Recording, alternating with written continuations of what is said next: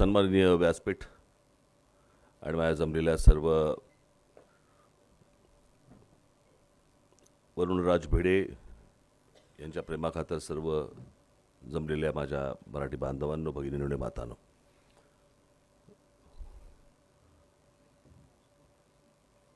माझं उद्या वसंत व्याख्यानमालेमध्ये माझं भाषण आहे. त्याच्यामुळे जे काय बोलायचं ते उद्याच बोलीन. इथे सर्वांचीच भाषणं झालेली आहेत. खरं तर मी काय माझ्या हस्ते पुरस्कार होता, मला मिळणारा पुरस्कार नव्हता. त्याच्यामुळे मी फार काही बोलावं असं काही नाही आहे. आज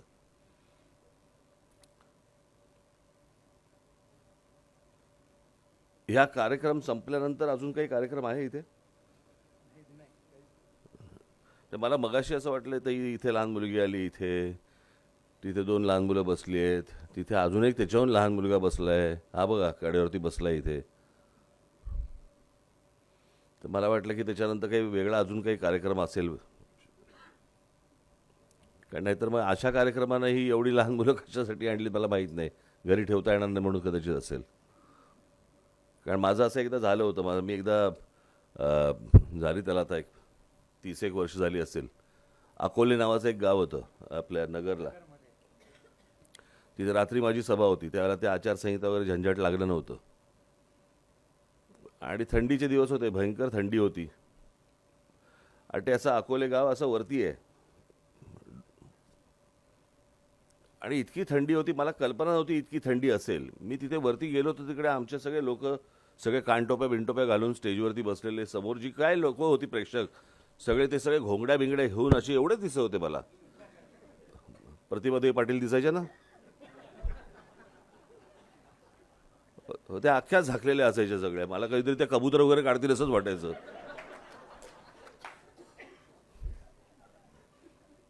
त्यांना मी नाव ठेवलं होतं पदर टेरेसा.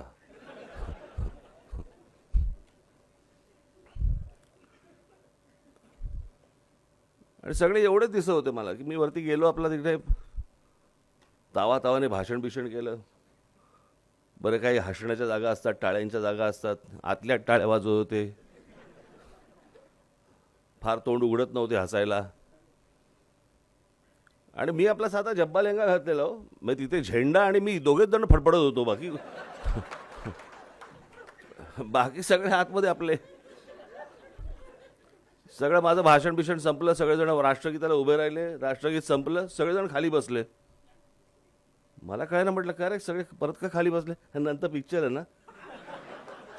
तर मला तसं वाटलं काहीतरी की बाबा ही लहान लहान मुलं आली तिकडे, नंतर काहीतरी कार्यक्रम असेल. आज मुकुंद आमचे संगोराम आमचे मित्र यांनी मला फोन केला की या कार्यक्रमाला तुम्हाला यायचं आहे. सहसा मी मुकुंदरावांचं बोलणं टाळत नाही, हे त्यांनाही माहिती आहे. आणि म्हणून मी आजच्या कार्यक्रमाला आलो. खरं तर त्या दिवशी माझ्या हस्ते कमलेश सुतारांचा माझ्या हस्ते सत्कार झाला होता मुंबईमध्ये. त्याच आणि हाही सत्कार इथे होता. मी त्यांना सांगितलं होतं खरं तर जॉईन करून घ्या, पण आज इथे मृणालिताई आल्या. त्यांनी फार सुंदर भाषण केलं, चांगलं भाषण केलं. इतरही सगळे पुरस्कार इथे मिळणारे सगळे लोक आहेत. अनेक पत्रकार आहेत. आत्ता आवट्यांनी भाषण केलं आणि त्याच्यामध्ये त्यांनी एक आशावाद दाखवला की पुढे आहे. मलाही आशा आहे, मी काही निराश नाही आहे. पत्रकारितेतनं मीही आलो. म्हणजे मार्मिकमधनं असेल, सामनामधनं असेल. मी अनेकदा सांगितलं, मी 2 वर्ष मी लोकसत्तेमध्ये फ्रीलान्सर म्हणून, व्यंगचित्रकार म्हणून काम केलं. अनेक मी दिवाळी अंक किंवा इतर जे काही अंक असतील याच्यामध्ये मी व्यंगचित्र केली. घरात माझ्या ती गोष्ट होती, त्याच्यामुळे मला लहानपणापासून मी त्या वातावरणातच वाढलो. पत्रकारिता बदलली याच्यामध्ये काही प्रश्नच उरलेला नाही आहे, ती बदललीच. मला फक्त एकाच गोष्टीचं भीती वाटते पत्रकारितेमध्ये की पत्रकारांची आतली जाणीवा मेलेल्या नाही आहेत. पण सरकार तुम्हाला किंमत देत नाही. ही मला असं वाटतं अत्यंत भयानक गोष्ट आहे. तुम्ही कितीही लिहा, तुम्ही कितीही गोष्टी मांडा, तुम्ही कितीही गोष्टी दाखवा, आम्हाला तुमच्या बोलण्याने आणि लिहिण्याने आम्हाला काही फरक पडत नाही. मला असं वाटतं की ही विचार करण्यासारखी सर्वात महत्त्वाची गोष्ट आहे. पत्रकार एका पोटतिडकीने लिहित असतात, परंतु त्याचबरोबर आत्ताची जी परिस्थिती, मी त्या दिवशीच्या माझ्या भाषणामध्ये मी सांगितलं, मी मध्यंतरी नागपूरला गेलो होतो, अधिवेशनामध्ये चुकून गेलो होतो. मला अनेक काही जुने पत्रकार मला भेटले आणि ते पत्रकार भेटल्यावरती मी त्यांना विचारलं, म्हटलं काय सध्या कुठे आहात. माझा विचारण्याचा उद्देश असा होता की वर्तमानपत्र का चॅनल. तर त्यांनी सांगितलं नाही, या मंत्र्याकडे असतो. दुसरा भेटला, त्यांनी पण मला तेच सांगितलं. तिसरा भेटला मला, त्यांनी पण तेच सांगितलं मला. आणि चांगले चांगले पत्रकार मंत्र्यांकडे कामं करतायत. आणि जर समजा अशा प्रकारे जर समजा राज्यकर्त्यांना, मंत्र्यांना, आमदारांना, खासदारांना जर समजा वाटलं की आम्ही तुम्हाला कसेही शरण आणू शकतो आणि तुम्हाला कधीही विकत घेऊ शकतो, ही मला असं वाटतं जी भावना निर्माण झालेली आहे, ही जोपर्यंत मरत नाही, त्यांना भीती वाटत नाही तुमची, तोपर्यंत काही होणार नाही. हा सगळा पोकळ आशावाद आहे. तुम्ही लिहित राहाल, तुम्ही बोलत राहाल, सगळ्या गोष्टी होत राहतील, परंतु त्यांना जर ह्या गोष्टींची, ह्यांच्या लिहिण्याने आणि बोलण्याने ना आमची सत्ता जाते ना आमची सत्ता येते, असा जर समज झाला असेल तर तो घालवणं हे मला असं वाटतं सर्व पत्रकारांचं एकत्र येऊन काम करणं गरजेचं आहे. त्याच्यासाठी तुम्ही मगाशी म्हणालात ते कसेल त्याची जमीन, आपणच बोललात ना. आत्ताची परिस्थिती असेल ज्याला दिसेल त्याची जमीन.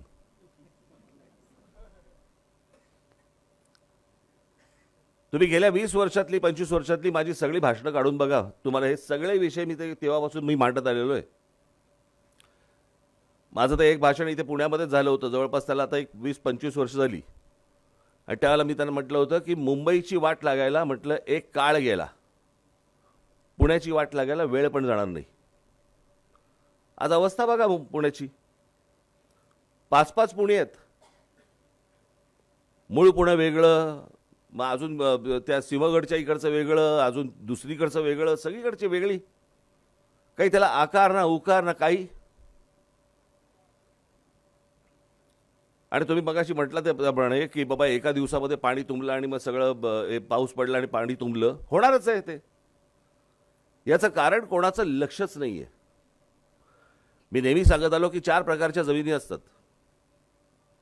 एक असते ती केंद्र सरकारची असते, दुसरी असते ती राज्य सरकारची असते, तिसरी असते ती महानगरपालिकेची असते आणि चौथी असते ती खाजगी असते.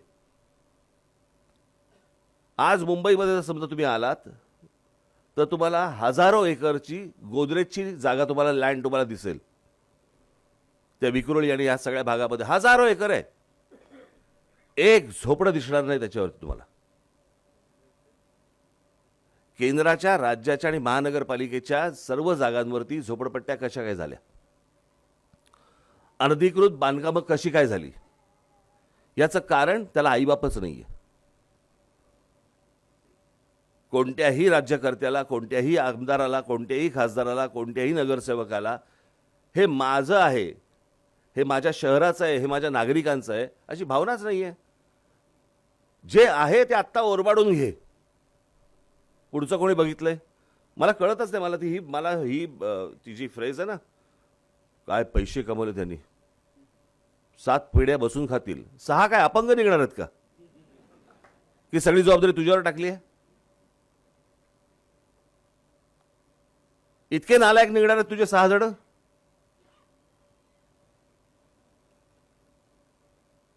हा जो हावरटपणा आणि ह्या सगळ्या ज्या गोष्टी आता जी बजबजपुरी सगळ्या महाराष्ट्रावर सुरू आहे. आपण मगाशी म्हणालात त्या अदानीचा मी विषय त्या दिवशी मांडला माझ्या सभेमध्ये. काय झालं पुढे? मी मांडलाय म्हणून नाही, परंतु तो विषय इतका गंभीर आहे की पत्रकारांनी तो विषय लावून काय धरला, सोशल मीडियावरती चालू होता. मी काढलाय म्हणून मी सांगत नाहीये. आपल्याला ह्यातलं ह्यातली भयानकपणा आपल्याला कळला पाहिजे की आपल्या हातून काय चाललंय, आपल्या हातून काय जातंय आणि त्या गोष्टींवरती आपलं लक्ष आहे का? आपण या गोष्टींची सरकारला काही जाणीव करून देऊ शकतो का? मला तर आज सगळ्या पत्रकारांना एवढंच सांगायचं आहे, तुमच्यावरती दबाव येत असेल, मला माहिती आहे. माझे अनेक पत्रकारांचे अनेक अत्यंत जवळचे संबंध आहेत. अनेक पत्रकार माझ्याकडे येऊन बोलत असतात, सांगत असतात नेमकं काय चालू आहे आत्ताच्या या सगळ्या सरकारमध्ये. याच्या अगोदरच्या सरकारमध्येही या प्रकारच्या गोष्टी होत्या, जरा लपून छपून होत्या. आता फारच उघड झालं सगळं. आणि मग जर का समजा तुम्ही थोडीशी विरोधात बातमी टाकली की वरनं फोन मालकाला, संपादकाला वरनं फोन आणि दबाव टाकायचा, परत बातमी येता कामा नये. माझं तर सर्व पत्रकारांना माझं म्हणणंच आहे, सांगणंच आहे, असा जर एकदा जरी दबाव आला ना, त्यांच्या बातम्याच टाकायच्या पहिले बंद करा. चांगल्या वाईट कुठच्याही बातम्या टाकायच्या बंद करा. एकदा बातम्या का बंद झाल्या एकदा विचारायला येऊ तर देत.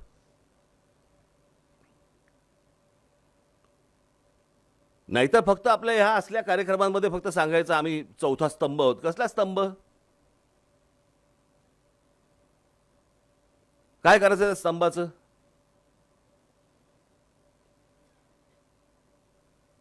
भाई या सगळ्या म्हणजे मला फक्त नोकरी टिकवायची आहे म्हणून मी पत्रकार आहे. माझा महिन्याचा पगार चालू राहिला पाहिजे. मी आता नवीन घर घेतलेलं आहे, त्याचा EMI कसा भरायचा, मला हे पत्रकारांनी सांगितलेल्या गोष्टी सांगतोय तुम्हाला. मी वेगळं सांगत नाहीये, माझ्या मनातल्या गोष्टी सांगत नाहीये. मी आता नवीन घर घेतलं, EMI कसा भरायचा, मग या सगळ्या गोष्टींमधनं मग काय करणार आम्ही? नोकरी टिकवावी लागते. काय चालू आहे आत्ताच्या पत्रकारितेमध्ये? कोणत्या काय चॅनलवरच्या काय पत्रकार आहेत मला काय सांगा मला. त्या बिचारांना इतकं करायचंय, मी त्या पत्रकारांना दोषच देणार नाही. एक तर अनेक तरुण मुलं आहेत, तरुण मुली आहेत, त्यांना प्रचंड काम करायचं आहे, त्यांना अनेक गोष्टी, त्यांना खरं तर क्रांतीच करायची आहे. वर्तमानपत्रांमध्ये देखील अनेक तरुण असतील, अनेक पत्रकार असतील की ज्यांना खरंच लिहायचंय, बोलायचंय, सांगायचंय, पण या सगळ्या राजकीय दबावामुळे त्यांना ह्या गोष्टी करता येत नाहीत.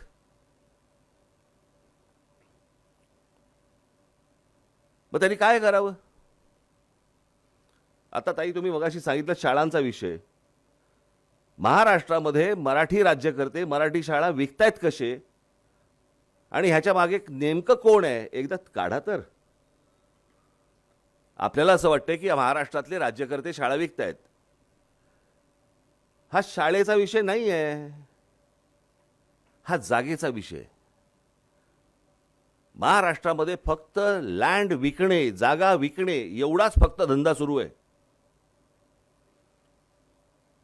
या अत्यंत मोक्याच्या ठिकाणी असलेल्या अनेक या शाळा ज्या आहेत मराठी माध्यमांच्या, याच्यावरती कोणाचं तरी लक्ष आहे.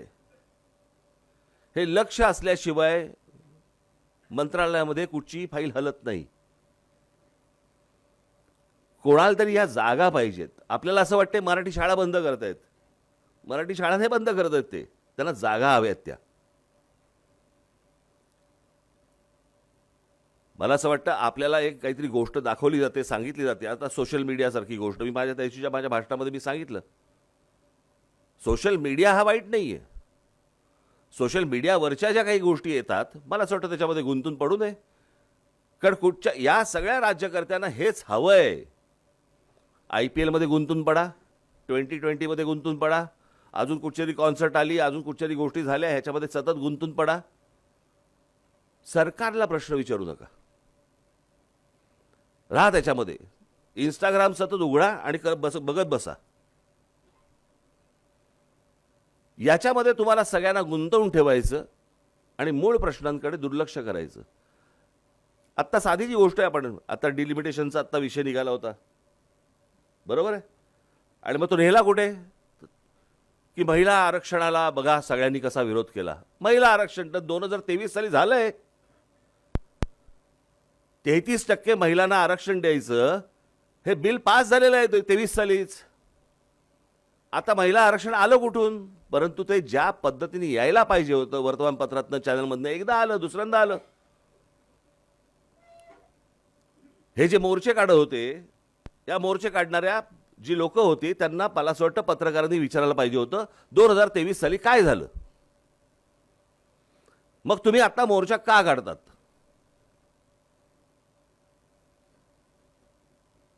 त्यांना कोणीच प्रश्न विचारणार नाहीत, त्यांना आपले सोडून देणार. आणि मग ज्या वेळेला हे अनेक पत्रकार परिषदा मी ज्यावेळेला मी आता मी अनेकदा घेत पण नाही हल्ली, हे असं असं म्हणाले तुम्हाला काय वाटतं, तुझं बोल ना, तू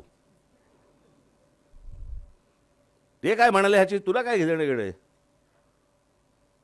एवढंच सांगितलं जातं चॅनलवरती, हे काय बोलले बघा आणि मग ह्याच्यावर ते काय बोलले बघा आणि रात्री संध्याकाळी भिडवून टाका. अख्खा दिवस गेला की झालं आमचं काम. ते तरी काय करणार. मला असं वाटतं की पत्रकारिता आज मी काय संपली बिंपली ह्या मताचा मी नाही आहे, ती संपणार पण नाही कधी. अनेक चांगले पत्रकार आहेत, हे उत्तम काम करतायत, ते करतच राहणार. नवीन पत्रकार येतील तेही करत राहणार. ही आज कोणाची सत्ता आहे, कोणी दबाव टाकत असेल, परंतु कोणीही सत्तेचा अमरपट्टा घेऊन आलेला नसतो. आणि जसं काय म्हणतो आपण त्याला की अशा प्रकारच्या गोष्टी ज्यावेळेला सुरू असतात त्याही जात असतात, सत्तेलाही ओटी लागत असते आणि अपयशालाही भरती येत असते. त्याच्यामुळे त्या गोष्टी होत राहणार. परंतु उद्या आम्ही जर समजा चुकलो, आमचेही कान धरा, ते धरताच. पण जे नेमके खूप मोठ्या प्रमाणावर चुकतायत त्यांचे जरा कान धरा. आणि पहिली गोष्ट म्हणजे ना, एकमेकांबद्दलची असूया मनातनं काढून टाका. की कोणी हा विषय मांडला, उद्या कमलेश सुतारने एक विषय आणला, त्याचं ते चॅनल बघून घेईल, त्याने काढल्याने विषय, मग त्याचा तो बघून घेईल. अरे तो विषय महत्वाचा आहे. उद्या समजा मृणालीताईंनी काहीतरी एक लेख लिहिला आणि तो जर महत्वाचा असेल आणि त्यांच्यातनं जर समजा काहीतरी एक स्फोटक काही गोष्ट जर बाहेर येणार असेल, मला असं वाटतं सर्व पत्रकारांनी मिळून ती गोष्ट केली पाहिजे. परंतु आपल्याकडे कसं आलंय, नाही त्यांनी केलं ना, त्यांचं ते बघून घेतील, आपल्याला काय देणे घेणे. आणि तुम्ही एकत्र सर्वांनी राहावं ही काळाची गरज आहे. आणि मला असं वाटतं तुम्ही एकत्र राहू नये ही सत्तेची गरज आहे. आज पत्रकारिता वरुणराज भिडेंच्या नावाने तुम्ही बिंदास बेधडक आणि ह्या सगळ्या गोष्टी आपण आता बोलत राहिलो. तुम्ही बघाशी म्हणालात की कोणी कोणाच्या वेळेला म्हणाले ते लोकशाही बुडाली, कोणाच्या वेळेला कोण बोललं मग अशी म्हणाला तर गांधी बोलले का कोण बोललं, नेहरू म्हणाले का काहीतरी की लोकशाही धोक्यात आहे. नेहरू म्हणाले लोकशाही धोक्यात आहे. तेव्हापासून धोक्यात आहे. म्हणजे आता काय झालं असेल त्याचा लोकशाहीचं बरं एकदा बघा. आणि प्रत्येक अगोदरच्या काळाला नंतरच्या येणाऱ्या काळाबद्दल एक वाटतं हे फुकट गेलेत. तसं नसतं. मला असं वाटतं तसं काळ बदलत जातो. काळ बदलतो तशा गोष्टी बदलतात, विचारसरणी बदलते, विचार करायची पद्धत बदलते. परंतु काही मूलभूत गोष्टी ज्या असतात त्या मला असं वाटतं की तशाच असतात, ठाम असतात. जे आता मला असं वाटतं आवटेंनी जे सांगितलं की हे सगळं करतोय कोणासाठी करतोय, तर हे सगळं लोकांसाठी करतोय, हे तुमचं आहे. राज ठाकरे ज्यावेळेला मराठीबद्दल बोलतो, महाराष्ट्राबद्दल बोलतो, मराठी भाषेबद्दल बोलतो, मराठी माणसाबद्दल बोलतो, ते काय माझं नाही आहे, ते तुमचं आहे. मी जे तुम्हाला सांगतोय तुमच्या हातातनं काय चाललंय, तुमच्या पायाखालची काय चाललंय जमीन, हे मी तुम्हाला सांगतोय. कारण नंतरच्या पश्चातापाच्या कपाळावरती हात मारण्याला काही अर्थ उरत नसतो. कारण एखादी गोष्ट तुमच्या हातातून गेली की ती परत तुमच्या हातात येत नसते. आज जे चालू आहे सगळं की त्या सगळ्या भैयांना काहीतरी मराठी शिकवायचं,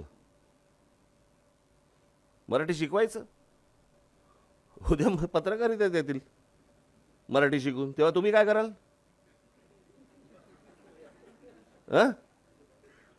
अनेक पत्रकार सांगतात नाही नाही, पण शेवटी कसं आहे, ते आलेत आता म्हटल्यानंतर मराठी शिकवलं पाहिजे आणि उत्तम शिकले. आणि उद्या जर समजा इथे बसलेल्यांपैकी समजा तिवारी बिवारी समजा बसलेले आहेत वरुणराज भिडे पुरस्कार घेताना, कसं वाटेल मला जरा सांगा. त्यांची राज्य नाही सुधारली याच्याबद्दल कोण बोलत नाही. त्यांच्या राज्यकर्त्यांना हे कोणी प्रश्न विचारत नाहीत. प्रत्येक वेळेला प्रश्न महाराष्ट्रातच निर्माण होणार. प्रत्येक वेळेला तुम्हाला येऊन महाराष्ट्रातच तुम्हाला धमकी दिली जाणार आणि त्याच्यावरती आमचे राज्यकर्ते हे हात चोळत बसणार. कोणाच्या दबावाखाली? का तुम्ही असे सगळेजण बॅकफूटवरती येऊन का खेळतात मला कळलेलं नाही. दुसऱ्या राज्यांमध्ये हिंमत आहे का असं कोणाची बोलायची? परंतु त्यांच्यावरती त्या प्रकारचा दबावच नाहीये.